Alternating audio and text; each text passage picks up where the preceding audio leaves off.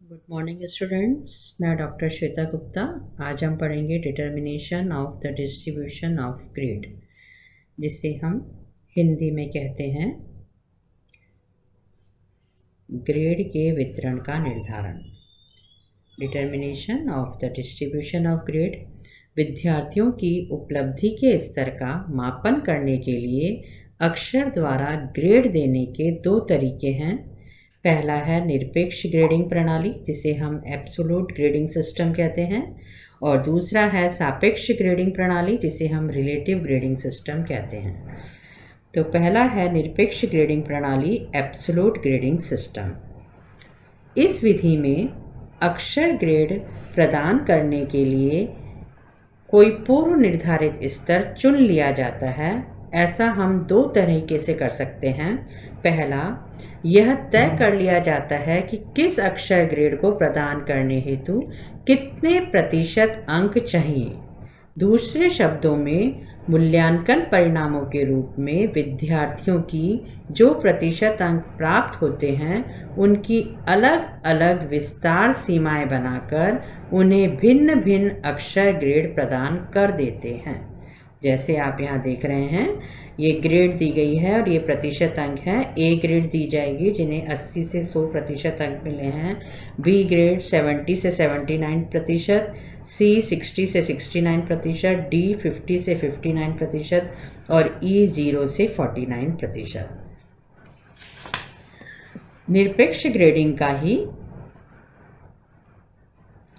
दूसरा तरीका यह है कि हम कसौटी या मानदंड संदर्भित ग्रेडिंग दें। इसमें परीक्षण का कठिनाई स्तर कैसा है तथा विद्यार्थियों से किस प्रकार की अधिगम निष्पत्ति की उपेक्षा की जा सकती है, इन दोनों बातों को ध्यान में रखते हुए परीक्षक द्वारा निष्पत्ति स्तर का एक मानदंड निर्धारित कर लिया जाता है और फिर उसी के हिसाब से अक्षर ग्रेड प्रदान करने का काम किया जाता है।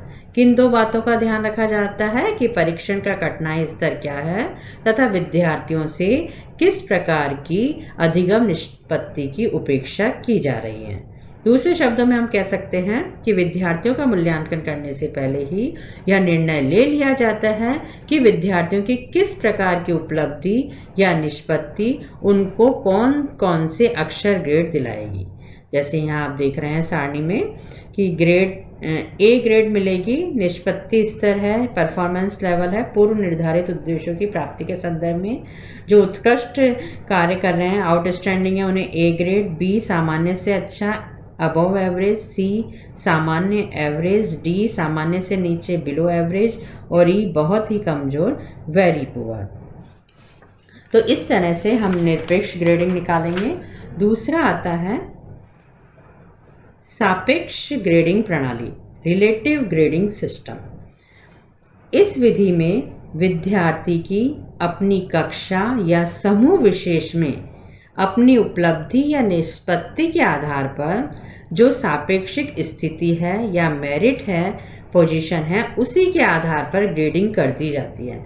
नाम से ही पता लग रहा है कि सापेक्षिक ग्रेडिंग प्रणाली, सापेक्षिक ग्रेडिंग प्रणाली, जैसे नाम से ही पता लग रहा है कि उसकी क्लास में कौन सी सापेक्षिक स्थिति है, उस आधार पर उसे ग्रेडिंग कर दी जाती है।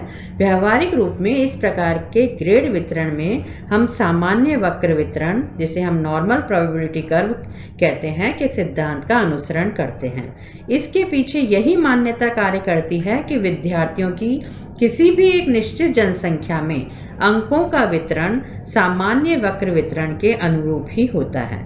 इस दृष्टि से सामान्य वक्र का जो क्षेत्र है, सांख्यिकी विधि का प्रयोग करते हुए जितने ग्रेड दिए जाने हैं, जैसे कि आप इस टेबल में देख रहे हैं कि हमने इसमें 5 ग्रेड दिए हैं, A B C D E, तो 5 ग्रेड दिया है, तो उसको जो हमें नॉर्मल प्रोबेबिलिटी कर्व है उसे हम 5 भागों में बांट देंगे और प्रत्येक खंड विशेष में दी हुई जनसंख्या के कितने प्रतिशत विद्यार्थी शामिल होंगे, वो ज्ञात करते हैं। और इस ग्रेड प्रणाली को हम इस प्रकार से समझेंगे। देखिए इस टेबल में कि ये ग्रेड है विद्यार्थियों का प्रतिशत जिन्हें यह ग्रेड दिया जाना है।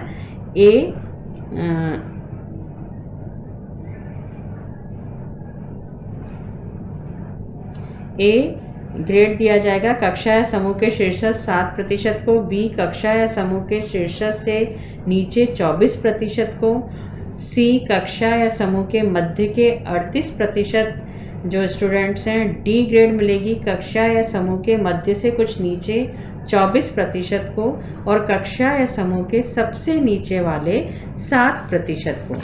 तो इसके अंदर हम क्या करते हैं कि जितने अंक या रेटिंग स्कोर विद्यार्थी ने अर्जित किए होते हैं उनके इन प्राप्तांकों को घटते हुए क्रम में व्यवस्थित कर लिया जाता है।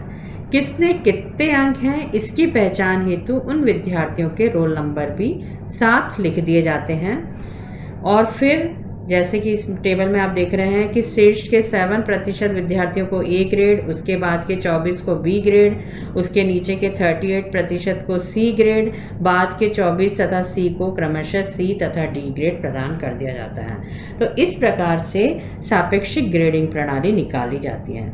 अभी हमने इसमें देखा था कि 5 ग्रेडिंग प्रणाली है। ये आपको एक पिंक कलर में ये दिखाई दे रही है टेबल, जिसमें ग्रेडिंग के लिए छात्रों की समूह की प्रतिशत तथा ग्रेडिंग दिखाई गई है कि यदि हमने 5 वर्ग में ग्रेडिंग करनी है तो उसका नॉर्मल प्रोबेबिलिटी टर्म में प्रतिशत क्या आएगा 7, 24, 38, 24, 7 जो कि मैं पहले बता चुकी हूँ।